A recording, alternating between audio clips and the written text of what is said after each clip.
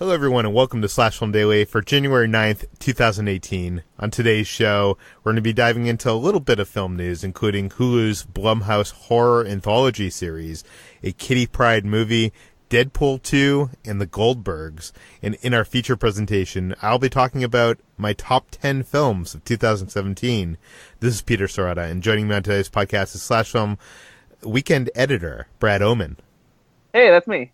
And Slash Film senior writer, Ben Pearson. Hey, what's going on? Well, let's just jump into the news because the pool is pretty shallow. The TCAs are going on right now, which is Television Critics Association, and there's been some news coming out of there about some TV projects. Let's first talk about the Goldbergs. Brad, what do we know about the Goldbergs? So the Goldbergs is a sitcom on ABC right now that's in the middle of its 5th season. It's one of my favorite network sitcoms that's on TV right now. It's got this, fun, charming nostalgia from the 1980s, and it's a solid sitcom as far as network programming goes. Well, back in the fall of 2016, there was word that there was a spin-off in development that was going to flash forward from the 1980s to the 1990s, and part of it was going to focus on Bryan Callen's character from the show, and he plays the gym teacher and coach on the series at the high school that the 3 kids in the Goldbergs attend. And so the series was to focus on him and another teacher, and so new details about that spinoff have surfaced because the spinoff actually wasn't ordered to series, but they ordered a pilot when the series was initially ordered, so it's already shot and finished, and so they're actually going to air it as a special episode during the current 5th season. And that's going to happen later this month. So in addition to Bryan Callen playing the gym teacher and coach, Mr. Malore, you're actually also going to see Tim Meadows back, who he's currently a high school teacher there. And then he's going to be the principal when the 1990s rolls around. And his sister, played by Nia Long, is going to come into play as a new addition to the staff. And she brings her 2 daughters with her to enroll in the school. And then tying the series a little bit more deeply into the Goldbergs, Wendy McClendon-Covey, who played Beverly Goldberg, or she still plays Beverly Goldberg on the series, the family's matriarch, would pop in every now and then to kind of stir the pot, since she's always been a little too involved with stuff at the school, despite the fact that at this point in the timeline of the series, all of her kids will have graduated high school. This is interesting because, sometimes they do these television spin-offs, and sometimes you'll have a character introduced on the main series, and then I think Family Matters was done that way, right? Well, I think Steve Urkel was a character who appeared first, I think, on Full House, and then they spun off into Family Matters. Yeah, but this is the first time it's ever been done where they tried to create that sequel, or that spin-off TV series, and it didn't work, but they put that pilot. Well, yes and no. Kind of. There's actually a weird middle ground here because back when The Office was still on, they created a backdoor pilot for a series that would have been called The Farm that would have followed Dwight and his family working on the beet farm.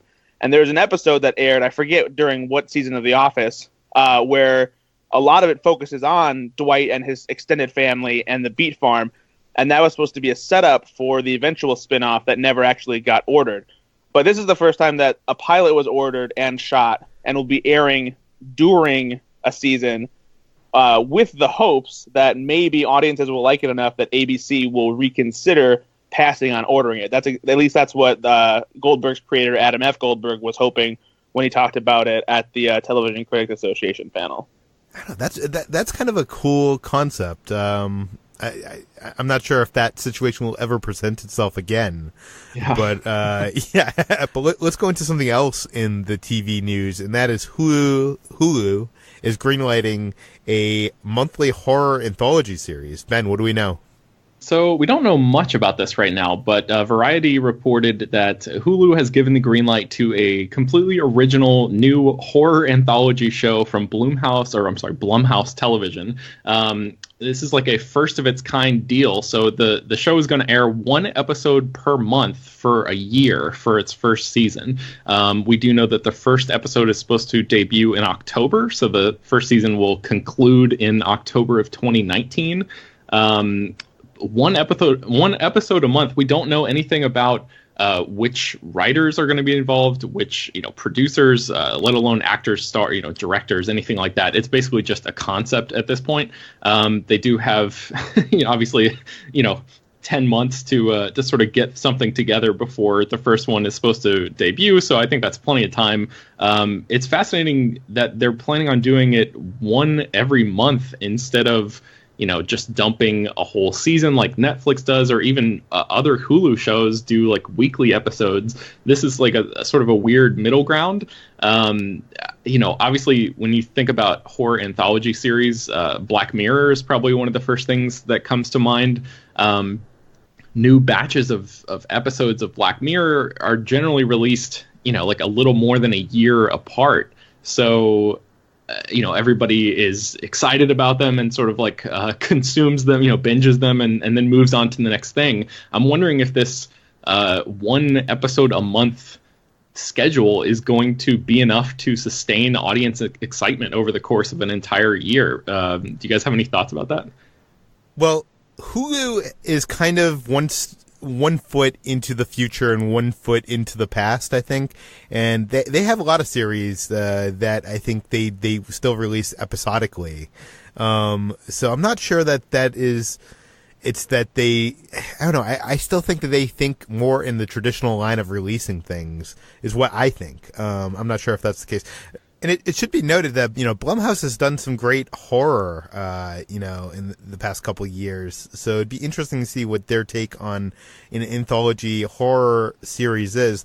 And on top of that, I'm wondering if you are do we know that these are going to be like hour-long episodes? Did they release like what the running time is going to be? So we don't know the running time. I think the only real information that we know is that these 12 stories are supposed to be self-contained, but, quote, some narrative device or structural device is expected to connect to them. So there might be some sort of overarching thing that sort of maybe they're all set in the same universe or something along those lines. But we don't know anything about a running time or anything like that yet. But it just seems interesting to me because if these episodes were like an hour and a half long, then they're basically releasing a direct-to-television movie each month, right? Yeah. Mm-hmm. Which is kind of a cool concept.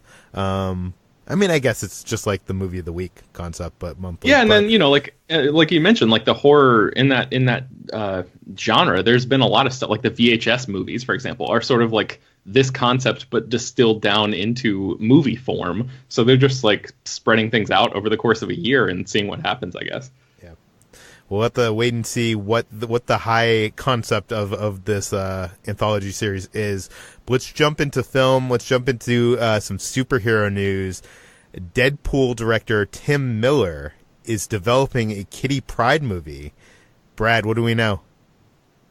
Yeah, so as we know, Tim Miller did a great job introducing Deadpool to audiences. Became a huge success despite the fact that it was an R-rated movie.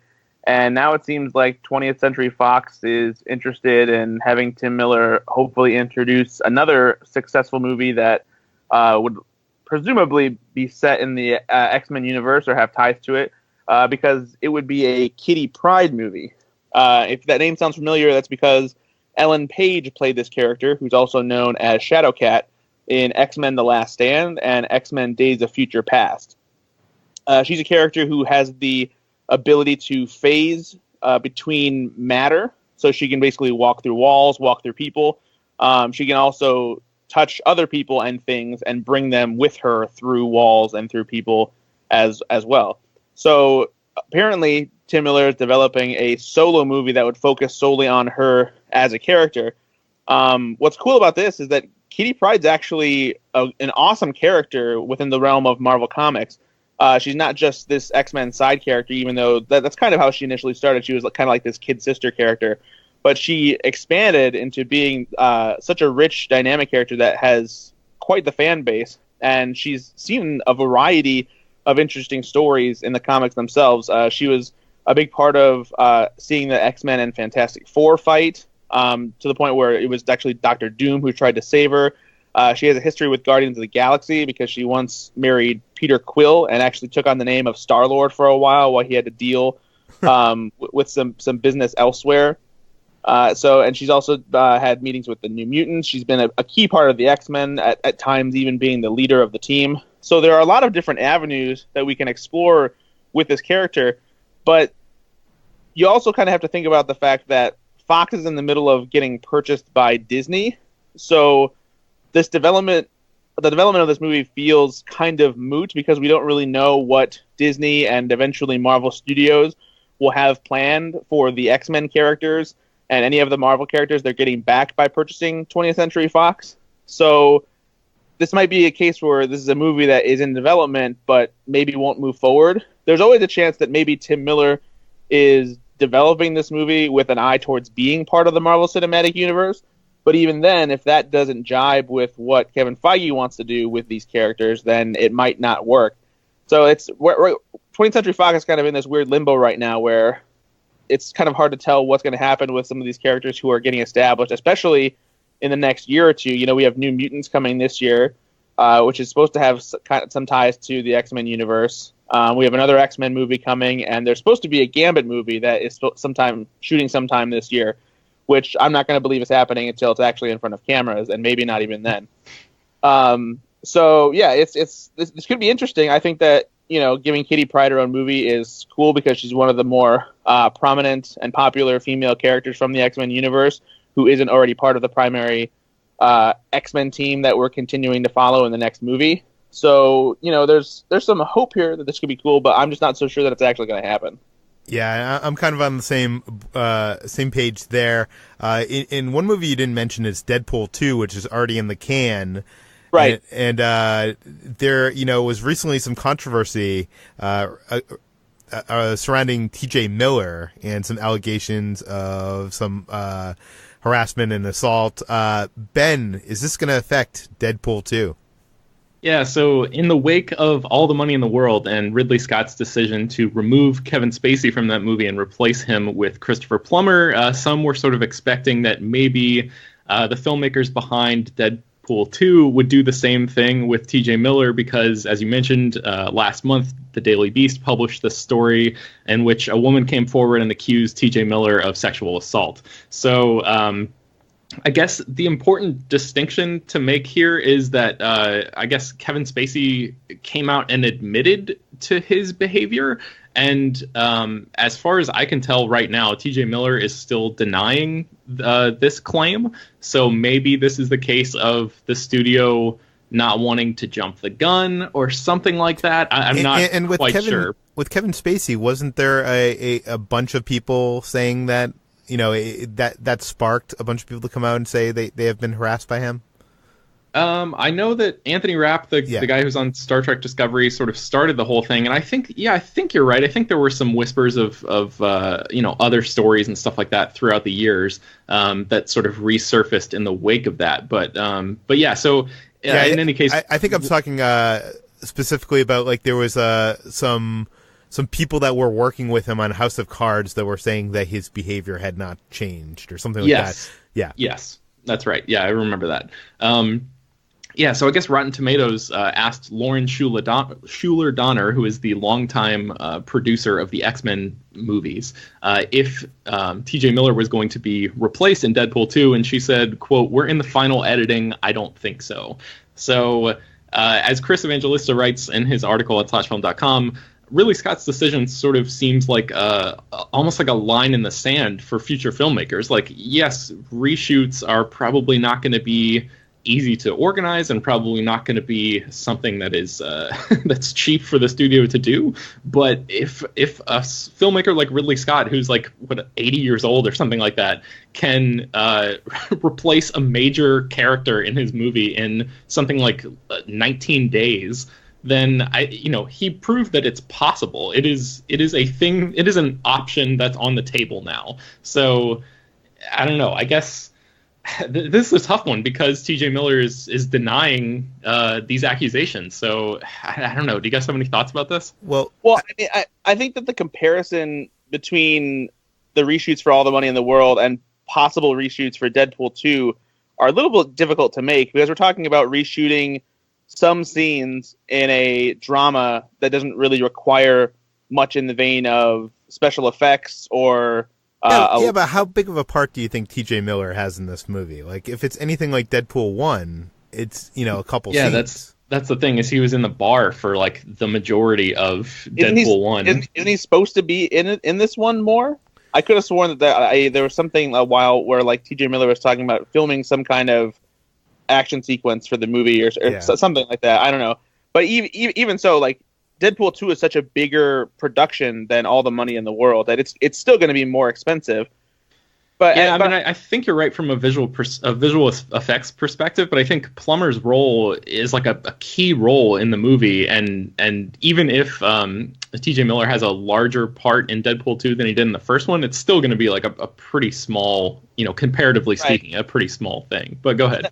On the more controversial side of this, because T.J. Miller is denying it, and I believe he only has one accuser right now, which is not to say that you shouldn't believe somebody who only has one accuser, but I believe that the statement that he made through his Instagram or whatever when it came out has, like, there's a history with this person that I believe that his current wife/girlfriend is also aware of and where it came from. So it seems like maybe this isn't quite the same kind of situation that we've seen pop up with, sexual assault and harassment where there are multiple cases and this is like a surefire thing where some action needs to be taken. That's just me from an outside perspective looking in and seeing how the situation might be different and why it's being treated differently. But I don't know. Yeah, I know what you mean, because his wife definitely is supporting him in denying these claims, and they are definitely presenting a united front against these allegations. So and obviously we don't know the truth of the matter, and we don't know what he did or didn't do or anything like that. But and there are definitely stories being cast about both people, from like grenades lobbed from both sides of the fence, essentially. So it's tough to be on the outside looking in and just trying to judge the situation objectively when we don't have all the information. But I guess that's probably the position that Fox is taking right now. Like, we don't really know all the information, so I guess we're just gonna sort of stay frozen in place and not make a decision one way or the other. Yeah, and you'd think a company that's being sold to a company like Disney might be, more careful about be more proactive about replacing TJ Miller. I mean, I'm not sure. Obviously, the government has to approve this deal, so I'm not sure if the deal, like, how that works, if Disney's actively involved with Deadpool 2 at this point. Right. I would think they probably aren't. But you think Fox, if wanting no trouble with the Mouse House, might make that move. But on the other side of the coin, TJ Miller has a relationship with Walt Disney Animation. So I don't know. Yeah, and then there's also the point that Chris raises in his article, which is T.J. Miller is also supposed to have a pretty significant role in Ready Player One, which comes out in March, and that's Steven Spielberg's next movie. That's going to be a big thing.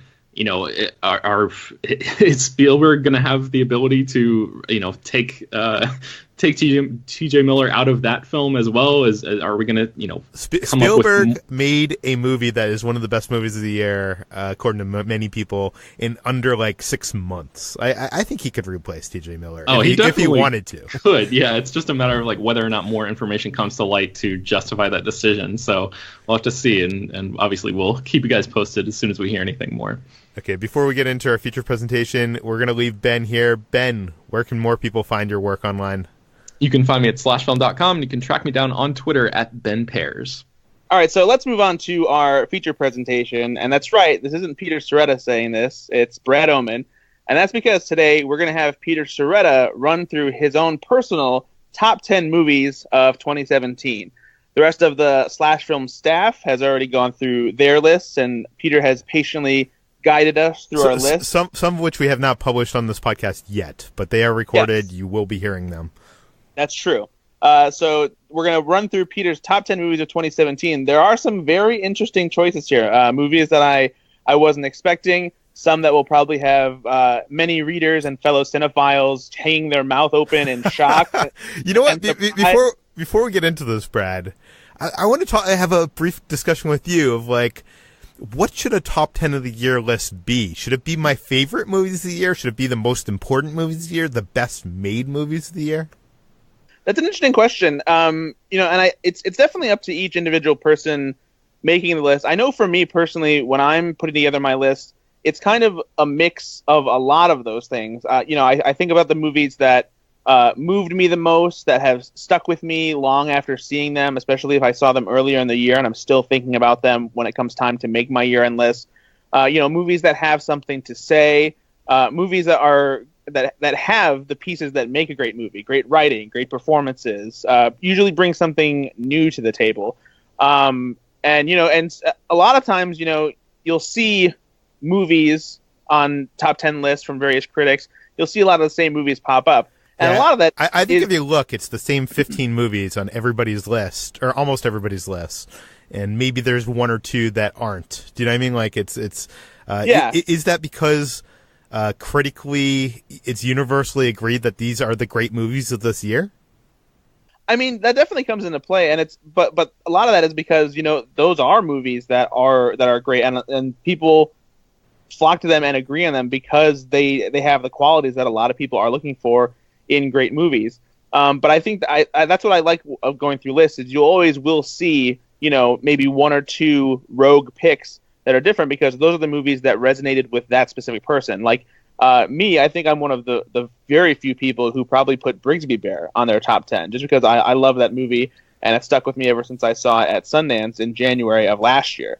So, it's definitely a mix of, personal taste, but also knowing what movies are important and what makes a good movie and that kind of thing. So, but yeah, again, it's all, it's all up to your own tastes. Well, with my list, I like to pick my favorite movies of the year, which I don't think are the best movies of the year, or the best made movies of the year, or the most important movies of the year. If this was the most important movies of the year, Get Out would be on there. The Post would be on there. If this was the best made movies of the year, Dunkirk would be on there. Maybe I'm spoiling my list, but those movies are not on my list. And I will say this: the only movie that I have not seen this year that I am unsure if it would have made my list or not is OJ. No, Call Me by Your Name. I have not seen yet, and it is my biggest shame of the moment that I have not seen that film. But that might have very well made my list. But that is the only movie that I feel like probably could have made my list that I have not seen yet. All right, so we've done a lot of tap dancing, so let's just get right into it. Peter, your number 10 movie is John Wick Chapter 2. Yeah, and I'm not the only slash filmer to put this on their list. Jacob loved this film. John Wick came out of nowhere. It was kind of like this gritty action film that I don't think anybody was expecting to love. And this film, I'm not sure if the action is better than the first one, but I came out of this film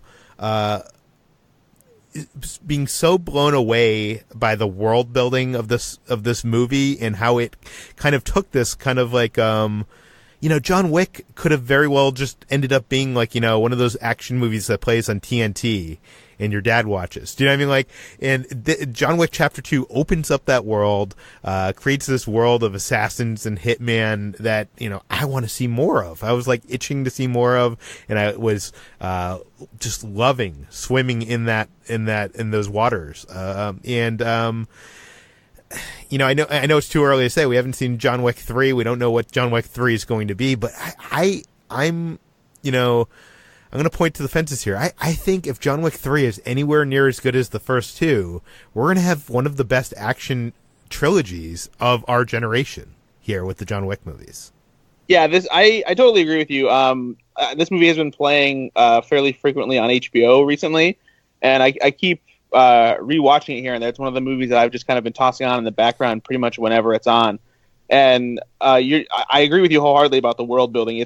They've created such a cool little universe that these assassins occupy that as outlandish as some of the aspects of it are, what I like about it is that it feasibly, could kind of be existing underneath our noses in the real world, because we just don't pay attention, and because all these little pieces, take place in the nooks and crannies of the world that exists around us. Yeah. I love the John Wick movies as well. And by the way, I've gotten some criticism, not only for this list, but people have been listening to Slash Film Daily and saying that I've been piping in with my negativity over the people's list choices, and I think I have been giving you a hard time on your list and whatever. But I think it was equally enthusiasm and negativity. I just want to say that my point wasn't to bring anybody down for their choices. It was to add a discussion and reflection, and I think that's what you're doing here with me today. Yeah. So what's your number 9 movie? Is another sequel from this year, a big blockbuster. What is it? Guardians of the Galaxy Volume 2. And honestly, if you had told me last year that this movie wouldn't have been in my top 5, I wouldn't have believed you. There's a couple, movies on this list like that. And Guardians of the Galaxy Volume 2, again, it's, not quite as great as that first film. It's not as funny. The music might not be as good. It's deeper cuts for sure. But it's one hell of an entertaining movie. And, I've watched this movie a few times since seeing it in theaters, and it's not a movie that I instantly fell in love with. I had to see it. I think I wrote in this piece that it's kind of like that track on your favorite band's album that you didn't instantly fall in love with, but somehow wins your heart after you spin that record a dozen times. And I feel like every time I watch this movie, it leaves me in tears. I know you talked about some of the moments from this film in our best moments of the year, and I don't know. It is a good movie, and I think the more and more I think about it, the more it grows in my heart. Yeah, it's this is a movie that I definitely enjoyed, and I would almost dare to say that I was a little disappointed that it wasn't good enough to make my top 10. It actually wasn't even in the next 5 of my honorable mentions. Because as much as I do love it, I just feel like it didn't quite measure up to the first movie for me. And it's still a great sequel. There's plenty of great moments in it, but yeah, there's just something about it that didn't resonate with me quite as much as the first one did after I saw it. And it might just be because that shock of seeing such an original comic book movie like that and something so different has worn off a bit. But yeah, it just did not stick with me as much as it did for you. Yeah, no, I mean, I definitely felt that that disappointment, but it has, I don't know, it has grown on me over the year.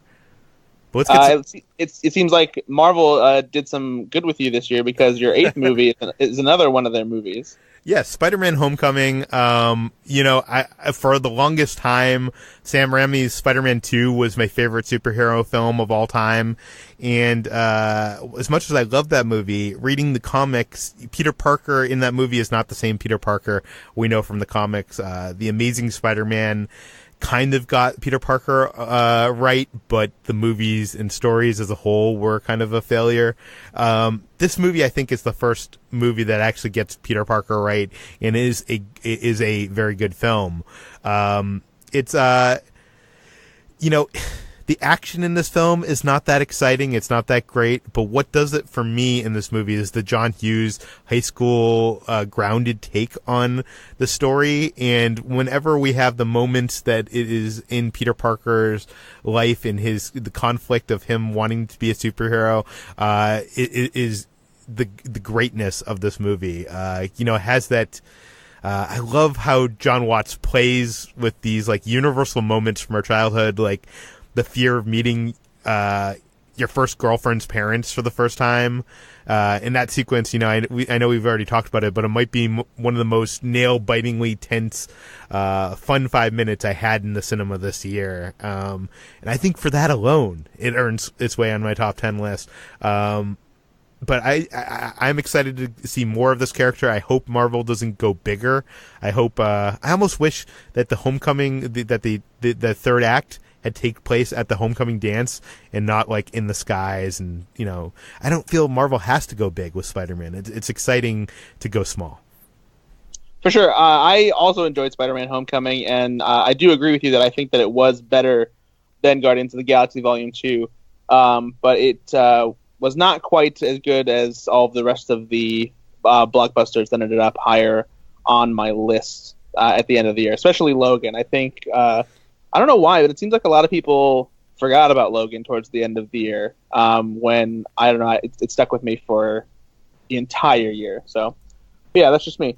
What's at number 7, Peter? Number 7 on my list is Blade Runner 2049. I'm a big fan of Denis' work, and I like the original Blade Runner, but it is the film that visually has kind of like stuck with me, but it's not a film that I return to like every year, like a lot of people I know. It's kind of long, and it's not my cup of tea. Blade Runner 2049 I felt was a more compelling story than the original, and I love the ideas it explores with his virtual girlfriend, and just like, it's a shame that more people didn't see this movie. I know that they tried to sell it on its visuals and tone and not give much away with the stories or characters, and apparently that wasn't compelling enough to sell tickets. I know I've said this before, but every frame of this movie you could frame and put on your wall. It looks that good. It's even if you aren't taken by the story, it's like a visual feast. Absolutely, yeah. This is one of the most gorgeous movies of the year. I'm sure, or at least I hope that it will get a nomination for Best Cinematography at the Academy Awards. It is visually stunning. I didn't like this quite as much as the original Blade Runner, but I still think it's great. A couple of my friends actually gave me some crap for not putting it in my top 10, even though it was one of the honorable mentions, not one of the ones that I wrote about extensively, but because I did really enjoy it, and I couldn't stop thinking about it, but it wasn't something that I felt immediately compelled to rewatch over and over again. I don't know, I just had a hard time falling in love with it as much as I appreciate it. So like as much as I understood that it was there's great filmmaking on display, and I really admired it for what it was doing, I wasn't as enamored with it as everybody else was. Well, I think that would probably be a good way to segue into my number 6, which is Star Wars The Last Jedi. I think, this does make my top 10. It is a Star Wars movie. Star Wars is so much of my life. It's just such a part of me. And even though I wasn't taken with this as much as everybody else, it still does make my top 10. I do think it's a better film, a standalone film on its own than it is a part of this trilogy. I think some of the things it does, I think we're going to see are choices that will hurt the overall three film arc of this film, or this series, I mean. But I've had more conversations about Star Wars The Last Jedi in the last, 3-4 weeks than any movie released this year. I'm excited to see it again. I've only seen it 3 times at this point. I want to see it another time or two before it exits theaters. I don't want to get into spoilers, but I do have a lot of problems with it. But it still is such a beautiful, surprising, emotional, maybe unintentionally emotional film. Yeah. Yeah, this we actually had Star Wars The Last Jedi in the exact same position on our list. Mine also came in at number 6. And yeah, regardless of whether you like it or not, I think one of the coolest things about the Star Wars movie is having a Star Wars movie that is worth having these kinds of discussions about. I have a couple friends who fall more on the side of being a little bit annoyed with some of the decisions Rian Johnson made with characters and the Force and that kind of thing. But even so, they've appreciated the kind of conversations that we've been able to have because of it. We've had very extensive talks about, what we like and what didn't, and why we think it doesn't work, or and all that kind of thing. And so having a Star Wars movie that is good enough and warrants this kind of discussion, I think is great. It's just nice to have a movie that sparks, a lot of talk between cinephiles. Another thing I've realized recently is I think I like movies that ask questions more than present answers. And maybe that's why I like Force Awakens more than I like Last Jedi. Yeah. But yeah, I guess let's get on to my number 5, which is War for the Planet of the Apes. Which when I saw the film, I proclaimed it was my favorite movie of 2017. I think I've cooled on it a little bit. Caesar's Last Stand is emotional. It's smart. It's filled with everything I love about this franchise. And I still think that this might be one of the best movie trilogies in decades.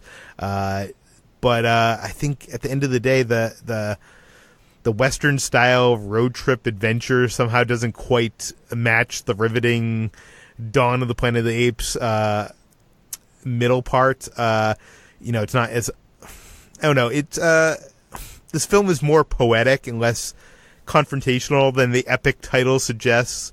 There really isn't a big war at the center of this film, but the film does say a lot about war, which I think is interesting and smart and just great.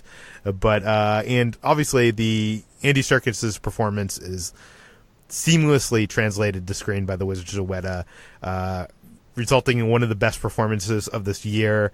I'm part of a critics association, and tomorrow night I'm going to be presenting an award that I helped champion at this award ceremony, which is the best visual effects performance. And I'm happy that it's going to be an award that is going to both Andy Serkis and Weta for the performance, their collaboration together for that performance. Yeah, the visual effects and the performance capture technology used to bring the Planet of the Apes prequel franchise to life is incredible. It's amazing to see how much it's progressed since Rise of the Planet of the Apes debuted in 2009, and it's just incredible to see characters that are created digitally look so lifelike and that make you completely forget that what you're watching isn't real. Even with today's advanced technology, there's plenty of times when special effects don't look good, but every single frame that any of the apes are on camera, it's gorgeous. It's unbelievable. So yeah, that's cool that you guys are doing that. Yeah, and number 4 on my list, The Florida Project. I know that this film has been on the top of many of the top 10 of the years. Where did it place on your list, Brad? This came in at number 2 for me. Number 2, so it's pretty high. I go to Disneyland and Disney World a lot. Every time I'm there, you drive by the cheap tourist spots and the motels that surround the Disney property. And I always wondered, who goes there, who lives there, who works there. Filmmaker Sean Baker finally tells this story, and he sets it in, from the point of view of this precocious 6-year-old played brilliantly by newcomer Brooklyn Prince. This isn't the typical slum porn indie drama, thanks to the brilliant framing, which presents the story from the eyes of the children who don't always realize how shitty of a situation they are in. And I think that's the brilliance of this movie. That's the heartbreaking quality of this film.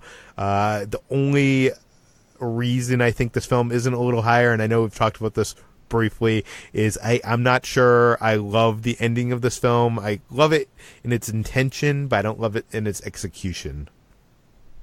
Yeah, that's something that we've talked about in the group Slack when we've been talking about the Florida Project, and it's something that I'll definitely disagree with you about, just because I think that just within the confines of how the movie is framed, being an indie movie that is shot on this low budget, I don't think that it could. I think it would be almost disingenuous to have the ending be even more heightened and more obvious in its presentation of this being essentially a dream sequence, a dream ending, where Mooney gets her happy ending. Yeah.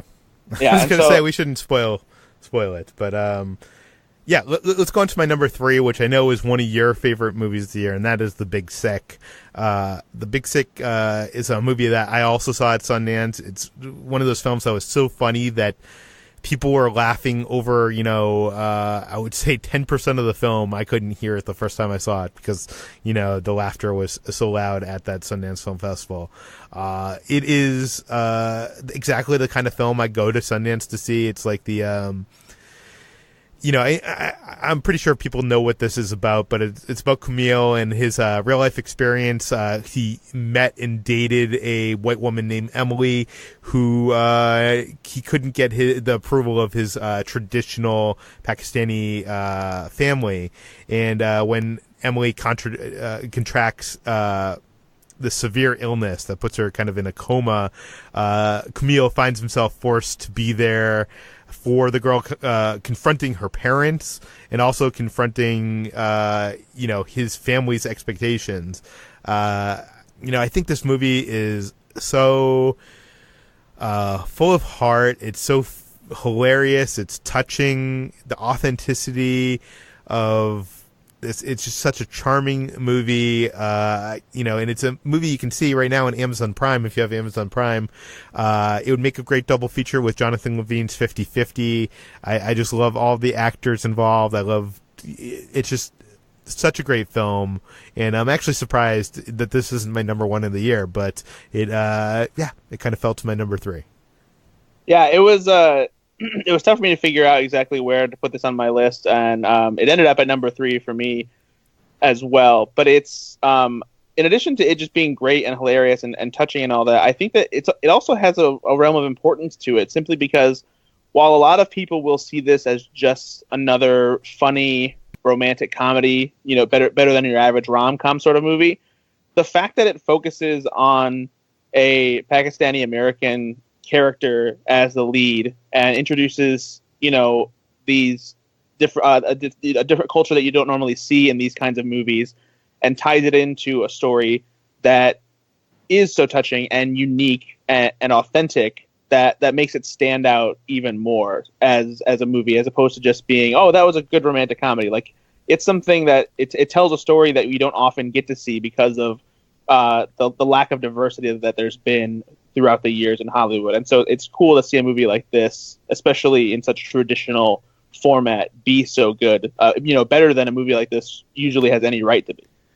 Yeah, and I think you're right about that, it being so unique and specific to Camille and his experience, and it's not something that I feel like would ever be written as a fictional, effort by Hollywood. Do you know what I mean? It just feels so authentic. And it's great. And that leads into my number 2, which is Lady Bird.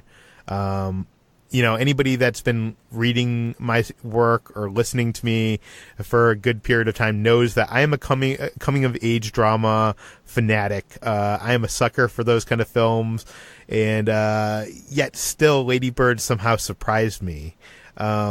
There's not been a better film about the transition from adolescence to adulthood since Almost Famous, in my mind. The performances at the center of this are so good, heartfelt, charming, funny. The movie, it's just such a moving story. I know we've already said this, but it's a period film set in the early 2000s, which makes me feel so old. The film succeeds due to its authenticity. It lends its characters and the relatable situations, many of which have become a rite of passage in all of our lives that it depicts. I think the most surprising thing here is Greta Gerwig, who is a fantastic actress, but seeing her solo directorial debut, this positions her as a filmmaker and artist to watch for years to come. I would be shocked if one day she does not produce a work that is, that wins Best Picture. It's just like it was one of those movies that kind of just blew me away. It seems like this maybe could be the year that it does happen. It's not necessarily a front runner for Best Picture, but it did win the Golden Globe for Best Musical or Comedy, and it is certainly an awards favorite right now. So I feel likely that it will, at the very least, end up nominated for Best Picture this year. I actually did love this movie, and it was on my honorable mentions. I'm not sure what it was that didn't make me love it quite as much as everybody else did, because I don't have any complaints about it, really, but I just think that there were other movies that made a little bit more of a lasting impact. But the one thing that I love about this movie is how real the relationship is between Saoirse Ronan and Laurie Metcalf as mother and daughter, because I have a mother and a sister who go back and forth being hot and cold and like have this love-hate relationship with each other. And I was like, I told my mom, my sister was like, you guys need to go see this movie immediately. Yeah, but not even their relationship, but the relationship of her friends, everybody at school. It just feels for so sure. Yeah, for sure. Authentic. And, it's one of those movies, I think a lot of these movies on this list, are good because they did a particular thing better than anything else. Like that there's some kind of angle on why they're on my list. But I think for Lady Bird, it's just on my list because it did the coming of age drama. Like, it didn't do anything different than other coming of age movies did. It just did it so well. That's fair. Yeah. So let's get to your number one pick, which I think is a pretty bold one. Simply because I haven't really seen it pop up on any people's lists. I don't think, at least none of the ones that I have read. And Brad, I think it's popped up on as many top 10s lists as Brigsby Bear popped up on top 10 lists. At least on the Slash Film site, you're absolutely right. So, what is your number one pick, Peter? My number one pick is Ingrid Goes West. What's surprising about this film is I saw this at Sundance, and it wasn't even my favorite film of the Sundance Film Festival. The Big Sick was. So why is Ingrid Goes West, my number one film of the year over The Big Sick? I think it's because this film occupied my mind ever since. It's the film that I find myself recommending to most people in these end of the year conversations, and it might be because most people didn't see this film. It might be a bit of a, I don't know how to put this, but like, how when you find a TV show and you discover it and no one else has heard of it, I feel like that was what happened with Downton Abbey or Black Mirror. I feel like you kind of take an ownership over it. It might be a bit of that, but it's somehow floated to the top, even in the year when there was a new Star Wars film released. For those of you who haven't seen it, Ingrid Goes West is a hilarious, dark comedy version of Single White Female set in the age of social media idolatry. Aubrey Plaza plays Ingrid, a not-so-stable woman who becomes obsessed with an Instagram celebrity played by Elizabeth Olsen, who appears to have this perfect life. Ingrid uses her inheritance to move to Los Angeles and plans to befriend Taylor in real life. The result is more dark comedy than psychological thriller. It is hilarious. Sometimes horrifying situations. I think what, for me, makes this year this movie the best of this year is it just has such a wickedly smart commentary on our social media obsessed world. This film is a comedy first. It's not trying to become this very important film saying something about our society, but it somehow provides a perfect canvas to represent our times. No, it's not about Trump, politics, diversity, or any of these issues that we talk about on a daily basis, but instead it's about the platforms on which we talk about all of that. It's about us as a society and how technology in our pockets has changed our habits and happiness. It's about us appearing to be happier than we actually are, via our social media. Ensemble cast is perfect. Aubrey Plaza is at her best. O'Shea Jackson Jr., I think, is like the next big thing. I know he was in Straight Outta Compton, but I think this movie establishes him as a charmer to watch out for. And I also got to say, I live in LA and I live in a world of social media, so maybe that is why this film kind of connected more with me. I live in kind of a vapid place or around vapid people, but I do think, I'm not sure if you're out there listening to this and you haven't seen this movie, I do know that you will enjoy this. It might not be on your top 10 list. It probably won't be on your number one, but I would highly recommend Ingrid Goes West. Yeah, you should absolutely seek it out. This was a movie that I definitely enjoyed when I saw it at Sundance last year as well. And while I definitely don't think it's the best or my favorite movie of the year, I would absolutely recommend it to anybody who's looking to be entertained and is looking for a nice skewering of how obsessed we've become with social media. Yeah, and it probably has the funniest sex scene of the year, too. So anyways, that does it for today's show. We're going long. Brad, where can people find more of your work online? You can find me at slashfilm.com week in and week out. Find me on Twitter at Ethan_Anderton.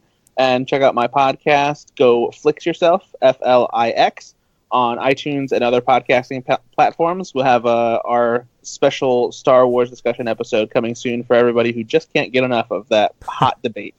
And I know everybody's going to be excited to tell me how wrong I am about my top 10. You can do so at peter@slashfilm.com, and you can also send your feedback, questions, comments, concerns to us at that email address. Please leave your name and general geographic location in case we mention it on the air.